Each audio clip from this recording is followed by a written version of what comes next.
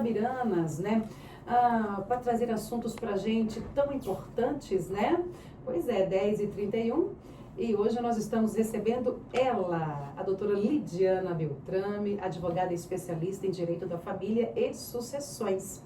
E hoje ela vem trazer um tema aí que parece que veio à tona recentemente, assim, com mais profundidade, né? A doutora Lidiana Beltrame vai falar hoje sobre vicaricídio. É um caso, né, do Rio Grande do Sul, de um padrasto que matou a enteada. É um novo tipo de crime, infelizmente. Bom dia, doutora Lidiana Beltrame. Seja bem-vinda, né, ao Programa do Povo, depois de quase um mês ou um pouquinho mais. É saudade de você. Bom dia, Lu. Bom dia a todos os nossos ouvintes. É um prazer estar aqui mais uma vez com vocês. Antes de começar o programa, eu tenho que lembrar de mandar um abraço para um ouvinte nosso, o Geraldo, que todos os dias escuta o Programa do Povo. Sim. Que eu tive o prazer de conhecer pessoalmente na semana passada. E fiquei de mandar um abraço. Então, Geraldo, tá aqui o meu abraço para você. Obrigada por nos prestigiar sempre aí, né, Lu? Verdade. Um grande abraço ao Geraldo, e participa, realmente manda os áudios dele todos os dias. Ele não fala, quando fala a gente fica, alguma coisa aconteceu. Com o Geraldo. Realmente, um grande abraço para ele, nossos ouvintes lá no bairro Juca Rosa. Pois é, doutora Lidiana Beltrame, esse assunto aí veio à tona esses dias. Eu vi até um vídeo que você fez, né, lá no seu Instagram, e é um caso, assim... chocante, né? É de chocar. Vou deixar você falar, porque é você que tem a palavra, tem a propriedade aí. Fala pra gente, você pode falar sobre esse caso já e falar o que é, né, o vicaricídio. O caso as pessoas devem ter... com certeza, visto alguma notícia, né? O padrasto que matou a enteada de 15 anos, e a enteada tinha ele como um pai mesmo, porque o pai parece que não era muito presente, o pai biológico não era presente, e ele estava com a mãe dela desde que ela tinha 5 anos. Então, realmente tinha um carinho ali, né? A gente poderia até falar que até então, talvez caberia um reconhecimento de paternidade socioafetiva pelo vínculo, né? Nós já falamos várias vezes aqui sobre a paternidade socioafetiva, então era uma situação onde existia muito carinho entre eles. A mãe dela terminou o relacionamento e ele não aceitou, e como forma, né, de alguma forma puni-la, matou a filha. Meu Deus. Né? E a menininha que já convivia com ele desde os 5 aninhos. Desde os 5 anos. Ela estava com 15 anos agora, né? Quando faleceu, tinha 5 anos quando o padrasto começou a se relacionar com a mãe. Infelizmente, uma coisa muito assustadora, né? E o crime de vicaricídio é justamente isso, né? É um crime muito recente, mas é um crime que onde uma pessoa tenta atingir a outra utilizando alguma pessoa próxima, algum filho, algum familiar, uma pessoa do seu ciclo de convivência. Então, nesse caso, como ele não aceitava o fim do relacionamento, ele utilizou da enteada, que era uma pessoa próxima, né? Era filha ali da esposa dele, para que ela se sentisse culpada, né? Para atingi-la de alguma forma. E o que acontece nessa situação? Quando a gente... É assustador, é chocante, a gente vê que ainda nos dias de hoje a gente precisa ficar falando sobre esse tipo de assunto, de tema, reforçando isso. Mas quando a gente fala em vicaricídio, vicário é um termo que significa substituir, tá? Para os nossos ouvintes entenderem. Então, você vai substituir a pessoa que você quer de alguma forma causar um mal. Então, ele queria causar um mal para esse. É aquela coisa, né? A pessoa é tão má que ela fala assim, comigo não vai ficar, mas eu vou tirar dela aquele bem maior dela, que ela vai se lembrar disso para a vida inteira. O que, por vezes, acaba sendo até, dependendo, pior, né? Nossa. Porque, em vez de tentar realizar algum ato contra a ex, realiza contra alguém próximo. Justamente uma isso. Forma de culpar, né? De atingir emocionalmente, psicologicamente. Então, seria isso, a substituição. Você quer atingir uma pessoa e, para isso, você usa outra pessoa próxima, né? Esse é o crime de vicaricídio, um crime muito recente aí na nossa legislação brasileira. É recente, então, por isso ele é considerado um crime específico no Brasil? O Brasil é um dos primeiros países a infelizmente, ter, né, um crime desse determinado aí pelo Código Penal. Eu vou até ler para os nossos ouvintes aqui, porque é um crime do dia 10 de abril desse ano. Então, tá muito recente. Tá? A Lei 15.384 estipula no nosso Código Penal o artigo 121b, que fala assim: matar descendente, ascendente, dependente, enteado ou pessoa sob guarda ou responsabilidade direta da mulher com o fim específico de causar sofrimento, punição ou controle no contexto da violência doméstica e familiar. Ou seja, é simplesmente para punir aquela pessoa. Não tem outro motivo. É para deixar uma marca eterna. Tipo Isso. Assim, ela não me quer, então ela vai lembrar de mim a vida inteira, porque eu vou tirar dela o que ela mais ama. Não é mais Exatamente. É mais ou menos isso. Exatamente, é isso daí mesmo. Então, esse crime, não é que esse crime não existia. Eu postei um vídeo, igual você comentou aí nas redes sociais, falando sobre esse assunto, e uma pessoa falou assim: mas esse crime já aconteceu várias vezes. Mas não é lei pra ele, né? Exatamente, não é que nunca tinha ninguém matado uma enteada, por exemplo, o padrasto matado a enteada, mas é que até então não era qualificado como crime. Então era, por exemplo, o quê? Um homicídio. Era tratado como um homicídio. Agora não, agora nós temos um crime específico para esse tipo de situação. Já existia, realmente, como você disse, algumas pessoas comentaram no seu post lá, já existia, porém não tinha uma lei para tratar especificamente desse caso, que agora eles colocaram o nome de vicaricídio. Como o feminicídio. Antes não era tratado como homicídio. Sim. Aí veio a lei e a gente fala que tipificou, né? Colocou ali o enquadramento daquela situação. Então, isso aconteceu com o vicaricídio também, tá? Ótimo. Pois é, então vamos lá, né? Você tocou no assunto aí do feminicídio, né, doutora Lidiane? Fala pra gente, então, a relação entre o vicaricídio e a violência doméstica. Qual a relação aí? Ótimo. O vicaricídio foi tipificado como um crime, agora é um crime, e ele está enquadrado na Lei Maria da Penha como violência doméstica. Ou seja, o que traz de benefício para o enquadramento na Lei Maria da Penha? Quer dizer que ele é um tipo de violência doméstica e pode-se pedir, por exemplo, medidas protetivas, tá? Vai ter um tratamento diferenciado, vai ser uma situação analisada com mais urgência, né? E a gente pode falar que a gente não pode falar que é 100%, mas na maioria das vezes é dentro do contexto familiar, né? Por se tratar de ex ali. Então, a relação é essa, é um tipo de violência familiar. Porque tem um tá? laço ali bem profundo, né? Sim, como a gente falou, a pessoa quer prejudicar a outra, né? Então, assim, não aceita o fim do relacionamento, quer de uma certa forma manipular, punir, né? Prejudicar. Então, ele é enquadrado como Maria da Penha. Isso é um avanço triste, muito grande. Né? Isso aqui gente, é muito triste, né? Pois é. Aí, vamos falar desses sinais. É tão difícil, quando a gente fala assim, sinais de alerta que os familiares e amigos podem observar. Mas neste caso, por exemplo, olha só, esse homem, né? Esse padrasto foi inserido ali dentro da família dessa mãe, que já tinha essa menininha de 5 aninhos. Ela foi assassinada, né? Foi lhe tirada da vida, ela estava com 15 anos, ou seja, 10 anos de convivência. Como que se consegue perceber em tanto tempo de convivência um sinal de alerta? Que às vezes a mãe não vai ver. Sim. Mas um familiar próximo ou um amigo consegue observar, Perfeito. Mesmo com laços de anos, né? Sim. O que acontece? Vamos lá. Você tocou num ponto que é muito importante e interessante. Por quê? Quem está dentro do relacionamento, às vezes, não consegue enxergar. E quem está fora, vê o que está acontecendo. Porque naquele relacionamento, você está envolvido. Então, você vai acreditar no outro, você não vai achar que pode ser capaz de fazer qualquer coisa.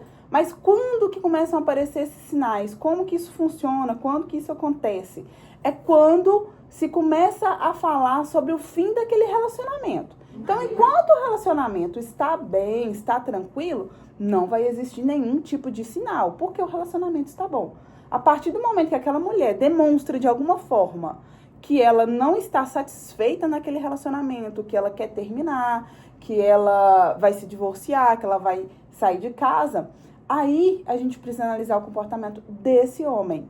E aí sim, os sinais vão começar a aparecer. Lógico que não é sempre, gente, mas na grande maioria das vezes. Então ele vai falar, você vai se arrepender disso. Não vai encontrar ninguém que vai te amar.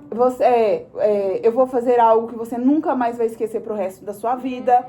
Né? Teve acho que um caso aqui de Itabira, se eu não me engano, aquele que o homem pulou a janela e a amiga conseguiu fugir com a filha da mulher que foi morta. Sim. Ele falou algo nesse sentido de você vai se arrepender pro resto da vida, alguma coisa nesse sentido. Ou tipo assim, né? Tipo assim, aquelas ameaças assim que você fala, você vai ver, eu vou tirar o que você mais ama, você vai ver, faz alguma coisa, né? E a pessoa você vai ver o que vai acontecer, né? Você vai se arrepender disso, eu vou tirar o que você mais ama. Se você fizer isso, vai se arrepender amargamente. Então, são ameaças que a gente pode entender ali como já um sinal, não necessariamente de vicaricídio, mas de algum tipo de crime, né? O próprio feminicídio, enfim. Se esse homem também tiver um histórico, por exemplo, de um comportamento possessivo, de ser ciumento, de perseguição, então a mulher fala que vai separar. E esse cara começa todo dia a ir no serviço dela para buscá-la. Nunca foi. Então começa a seguir. Aí ela sai de casa, ele fica indo atrás. Então esse tipo de comportamento também é um comportamento que a gente precisa prestar atenção. Já pode ser um alerta, né? É um alerta, né? E existindo algum tipo dessa situação, pode ser feito já a medida protetiva para tentar afastar já esse homem. Inclusive, esse crime, além de ter sido incluído na Maria da Penha, é um crime considerado um crime hediondo, né? Tem uma pena muito pesada, de 20 a 40 anos. É ótimo. Ótimo mesmo, deveria ser até mais. Mas eu acho tão pouco falar 20 anos. Né? Para você tirar uma vida de uma pessoa, né? Ou tentar tirar uma vida, é algo muito sério. Aquela vida nunca mais vai voltar. Nunca mais. Ou às vezes aquela pessoa consegue sobreviver, mas tem alguma sequela pro resto da vida, né? Nunca mais vive feliz. Ou ainda que aquela pessoa não tenha nenhum... não chega a acontecer nada grave, mas e as consequências psicológicas e emocionais, né? Como que aquela pessoa segue a vida. Então, é realmente muito interessante. Então, esse tipo de comportamento de fala, né? Essa mudança de postura são sinais e a gente precisa prestar atenção. E como você falou, principalmente quem está em volta. Porque às vezes a pessoa viveu tantos anos, a mulher viveu 10 anos com ele, falou, nunca imaginei que ele pudesse fazer isso. Porque eu fiquei na casa, pelo que eu vi da entrevista, eles estavam separando, mas ela combinou de ficar na casa até achar um lugar para mudar. Porque você não muda do dia para a noite assim, né? E aí, nesse meio tempo que ela estava procurando emprego, ele matou a enteada. Né? Então, esses sinais a gente precisa prestar atenção. E quem está de fora, também tentar ajudar a pessoa. Porque muitas vezes esse tipo de relacionamento é um relacionamento abusivo. E a pessoa precisa de ter uma rede de apoio ali muito grande, né? E aí procurar um advogado já para dar assessoria jurídica sobre a questão do divórcio, de como que vai ficar uma guarda, a partilha de bens, né? Como que vai ficar toda essa situação. Então, a gente precisa ter esses cuidados. A rede de apoio, os familiares, é muito importante. E já ir buscar o auxílio adequado dos profissionais para que aquela pessoa não seja leiga, né? Não tome atitudes que possam prejudicá-la, né? Isso é importantíssimo. Possa trazer um futuro arrependimento, né? Doutora Lidiana, você estava falando da questão da Maria da Penha, né? Vamos passar para essa, porque já está bem assim, vamos dizer, casadinha aí com essa questão aí, né? Então, assim, a Lei Maria da Penha, como que vai ajudar a prevenir situações como essas? O que acontece? Ela vai conceder as medidas protetivas, tá? Então, afastamento do lar, né? Vai impedir de ter contato, né? Vai impedir de se aproximar, dependendo da situação, não só daquela mulher, mas dos filhos, tá? Então, nesses casos, a Lei Maria da Penha, a gente sabe que ela tem uma urgência ali, né? Ela é uma lei bem específica e é uma das poucas coisas que funcionam bem aqui no nosso país. Eu falo que geralmente é a Lei Maria da Penha e a questão do não pagamento da de pensão, que aí é certeiro que vai dar cadeia. É a prisão civil que a gente fala por dívida, né? Mas então, assim, ela vai conceder uma medida protetiva para aquela mulher, né? Então, a mulher vendo essa situação, olha, realmente tá difícil, eu tô com medo, eu tô sendo perseguida, ele tá ameaçando minha família, tem a medida protetiva para ser aplicada e aí tentar, eu falo que é tentar, porque a gente nunca sabe, né, se a pessoa vai cumprir ou descumprir, mas pelo menos tentar afastar aquela pessoa, até acalmar os ânimos e toda essa situação. Agora, doutora Lidiana, a gente já da lei da penha, a gente já está respondendo essa pergunta, né, do que o pai e a mãe pode fazer, né, envolvendo os filhos, né, que a gente vai entrar mais profundamente nela.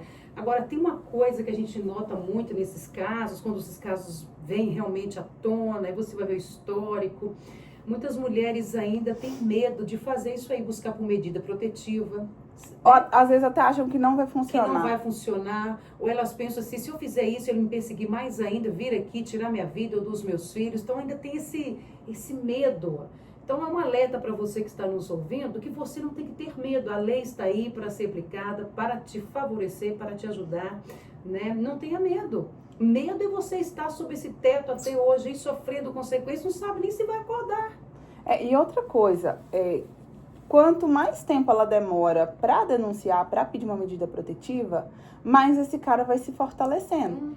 Porque aí ele vai enchendo o ego dele, ele vai, né, se sentindo cada vez mais poderoso, vai sentir que ele domina tudo. Ele percebe que a vítima tem medo. Tá com medo, exatamente. Então é muito importante a denúncia o mais rápido possível, né? Se for o caso, depois a situação mudar e tudo, que seja retirada a medida protetiva, mas é melhor você pedir essa medida protetiva e talvez não ter a necessidade do que você não pedir e ser algo extremamente necessário, né? Isso é importantíssimo, a gente ter essa consciência. Claro. Aí você quer aproveitar então, doutora Lidiana, e fazer esse gancho já, né, com relação à mãe ou pai, né? Também nós não podemos esquecer que muitos pais passam por isso, não só as mães.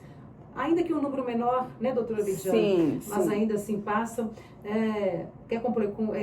Vamos dizer assim, trazer mais um complemento com relação a essas ameaças envolvendo seus filhos? O que mais eles podem fazer? Então, a primeira coisa, né, procurar a delegacia da mulher, procurar o Ministério Público, porque o Ministério Público, ele é guardião das crianças, então ele vai estar sempre interferindo ali, o Ministério Público tem uma força muito grande, tá? Buscar um advogado também, que seja um advogado da Defensoria. Para quê? Para você ter o auxílio sobre como que vai proceder um divórcio, como que vai ficar a guarda, como vai ficar a partilha de bens, como vai ficar a pensão alimentícia, como que fica a questão da medida protetiva, né? Então, são muitas dúvidas que surgem em uma situação dessa. Então, também é importante.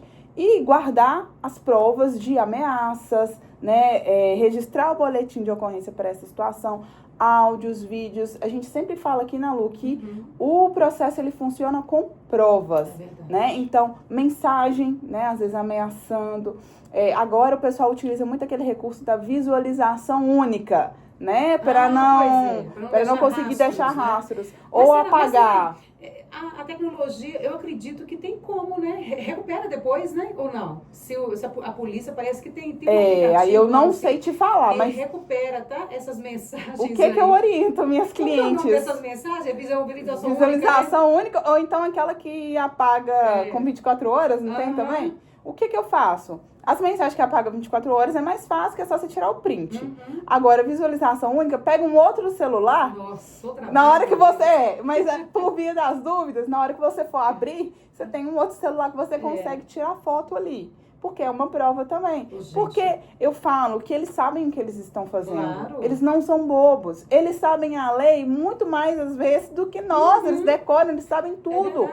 Então, assim, que eu principalmente, que eu sou criminalista, então, assim, o que eu falo você precisa ser esperta, né? E por isso você precisa saber os seus direitos. Ser esperta nos menores sinais, não espera a bomba estourar, não. Já vai ali colhendo as suas provas. Tá? Exatamente, o mínimo sinal, uma mensagem, uma fala, grava, filma. Hoje em dia nós temos muitos recursos para conseguir comprovar a situação. Então é muito importante isso, porque isso tudo vai juntar ali muitas provas para o processo para que você consiga, de repente, ali a medida protetiva e, dependendo, enquadrar em até outras situações, né, de violência doméstica. Só relembrando aqui, nós já falamos várias vezes aqui, mas sempre é bom lembrar que a violência doméstica não é só agressão física, né, a violência psicológica, a moral, a patrimonial, que é do dinheiro. Muitas vezes a mulher depende do valor do salário do marido, né? Falar, você é feio, você é gordo, você é burro, ninguém vai te querer, que roupa horrorosa é essa, né? Aquele controle que existe, então, não só financeiro, mas a violência física, mental, mas psicológico. E agora também essa questão de algum ato que seja tentado contra alguém próximo, né? A mulher também vai ser algo aí como visto que pode se ensejar essa medida protetiva, tá? Olha, as leis estão aí, então faça valer o seu direito. Não espere por um momento crítico. Infelizmente, né, nós temos que ter esse tipo de lei, né? Eu falo que é triste isso. Isso não é de se comemorar, isso, na verdade, é de se envergonhar. É um benefício para as vítimas, claro, mas realmente, como você diz, doutora Lidiana, é de se envergonhar. Ter que viver criando essas leis por causa de cada dia mais... Falta de respeito, Falta de respeito, cada dia mais aparecendo crimes. Sim. Que a gente nem imaginava um dia acontecer. A gente vai, cada vez mais a gente se choca, a gente fala, não pode acontecer algo pior, e sempre acontece. Eu sempre falo assim, tem uma frase que, nada mais me surpreende. Vai surpreender, ainda vamos nos surpreender. Infelizmente. Pois é, doutora, para finalizar, doutora Lidiana, sobre a guarda, né, compartilhada, ela pode impedir a adoção dessas medidas aí de proteção ou não? Vamos colocar lá que o casal já está se separando, já entrou com o processo, e aí no meio do caminho, até então o cara estava tranquilo, começou aí a ter esse tipo de comportamento, né? E eles têm a guarda compartilhada, que a guarda compartilhada, lembrando os nossos ouvintes, é aquela guarda onde o pai e a mãe têm o poder de decisão sobre todas as questões do filho. A guarda unilateral é só quem detém a guarda, só quem está com a guarda. A compartilhada, os dois. E é o que hoje a gente preza, né, para que seja utilizado aí quando do divórcio. Óbvio que em situações de contexto de violência doméstica, de agressão, algo nesse sentido, a gente sempre pede pela guarda unilateral, tá? Mas a guarda compartilhada, ela não é absoluta. E o que acontece? Se existe algum risco de integridade física, psicológica, né, aquela criança ou adolescente, a guarda compartilhada, ela não só pode, como ela deve ser afastada, né? Isso vai ser informado ali judicialmente e a medida protetiva pode ser, inclusive, recaída não só sobre a mulher, mas sobre os filhos, tá? Então, existem situações, a gente viu aí que matou a própria enteada, né? Então, a gente pode pedir uma restrição para não ter mais visitas, para não ter mais ali aquele convívio, até que essa situação seja realmente verificada e averiguada, tá? Então, a medida protetiva, ela pode se estender para os filhos, enteados, pais, né? Dependendo aí. Há de se tomar muito cuidado, prestar muita atenção mesmo nos detalhes, né? Sim. Você deixa ali os seus filhos ali, como você disse, em guarda compartilhada, às vezes os dois já estão com um grande problema, dá um aperto no coração você entregar no fim de semana ali seus filhos, né? Então, assim, a qualquer sinal, gente, você mãe ou você pai que esteja passando por uma situação semelhante, faça valer os seus direitos desde já, né, doutora? Sim, e é igual você falou, prestar atenção sempre nos sinais. Dependendo da idade da criança, eu sempre oriento e recomendo que as visitas sejam de forma gradativa, né? Sejam com uma supervisão. Às vezes a criança é muito pequena, 2, 3 anos. É difícil do pai, até dependendo com 1 ano, às vezes ainda amamenta, como vai ficar o final de semana todo com o pai. Então eu sempre oriento que quando é uma situação onde está tendo muito litígio, muita briga, tem alguém para intermediar essa conversa, né? E também que no início seja a gente fala visita assistida, né? Que tem ali alguém acompanhando, mas eu não gosto do termo visita, porque pai e mãe não visitam o filho. Tem convivência com o filho, né? Pai e mãe cria o filho. Então, a gente tem essa opção também. E verificando o mínimo de indícios que a gente tenha de uma postura de que esse pai possa fazer algo contra filhos, contra ex ou alguém próximo, comunicar e pedir medida protetiva. Para quê? Para a gente tentar assegurar. Eu falo que a medida protetiva, ela não vai garantir que a pessoa não vá atrás, que vai parar de aproximar, vai parar de perseguir, nem nada. Mas é uma forma de tentar inibir. Por quê? Se ela descumpre, ela pode ser presa, tem uma série de consequências ali, de penalidades para ela, né? É muito melhor do que você não fazer nada, né? Seja pelo medo, seja por tudo, como a gente comentou que o cara vai enchendo o ego, vai se sentindo mais firme, mais forte. Então, assim, a gente precisa entender que o mecanismo está aí para ajudar, que a gente precisa utilizar e que é melhor a gente tentar pedir e depois retirar, porque viu que realmente não tem necessidade, foi uma coisa muito pontual, do que depois ter essa necessidade e já ter perdido tempo de não ter solicitado isso. Principalmente quando a gente fala, né, de vida de criança, de adolescente, é uma coisa muito séria, né, Lu?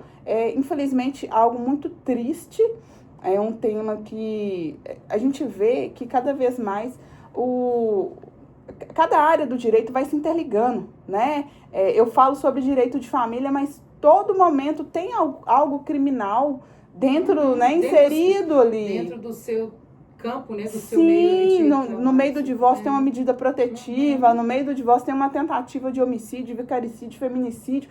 Então, assim, a gente precisa entender que as pessoas, elas têm o livre-arbítrio. Se não quer ficar com você, tchau e bem, você vai achar outra pessoa, gente. Que bom seria se todos entendessem assim dessa forma, né? E os homens verem que as mulheres não são objeto deles, sabe? As mulheres têm os direitos, têm a liberdade e que a gente pode, em um determinado momento, simplesmente não estar mais feliz naquela relação e terminar o relacionamento aí, cada com a segurança de que não vai acontecer nada com a gente. Isso mesmo, com a segurança de que não vai acontecer nada. Ou com alguém próximo da gente. É assim que deveria ser, né? Exatamente. Estou te deixando, foi bom enquanto durou, vamos seguir seu caminho, eu vou seguir o meu, vamos ser felizes agora em uma nova vida e tal. Mas não, tem sempre ali Não, e aí eu fico pensando, quantas leis mais nós vamos precisar de ter para os homens entenderem que respeito é uma coisa mínima, né? Que a gente precisa de ter esse respeito, né? A gente está tentando de todo jeito, a gente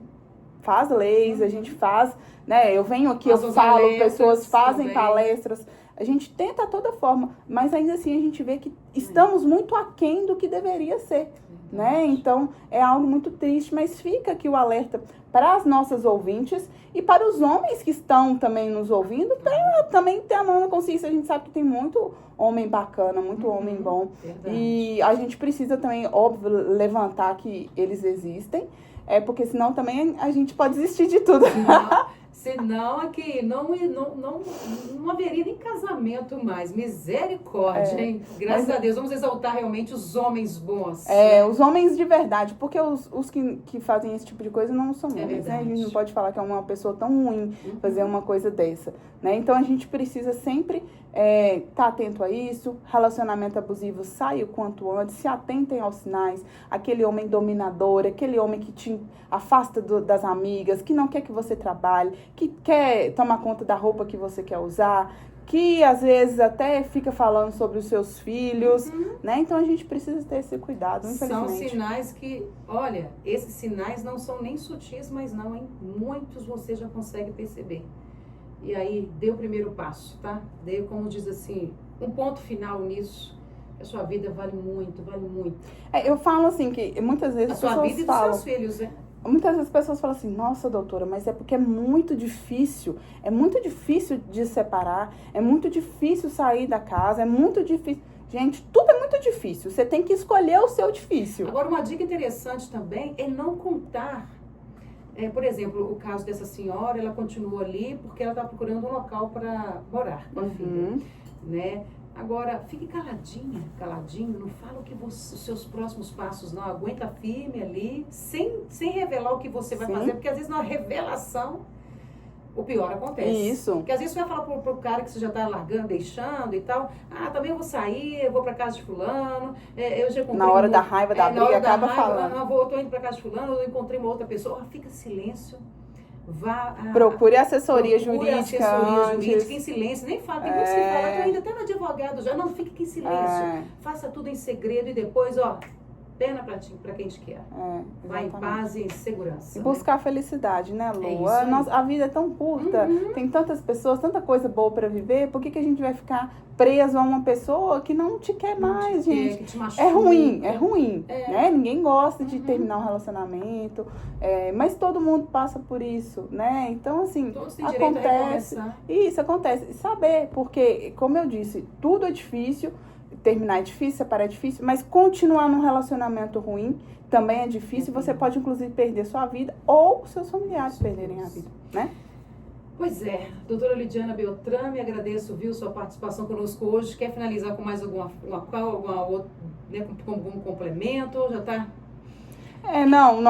Quero agradecer, né, nosso bate-papo da manhã de hoje, né, trazendo aí um tema que é um tema um pouco pesado para essa manhã, mas que é extremamente importante. Necessário. E que eu acho que a minha função aqui é essa, né? Levar o conhecimento para os ouvintes.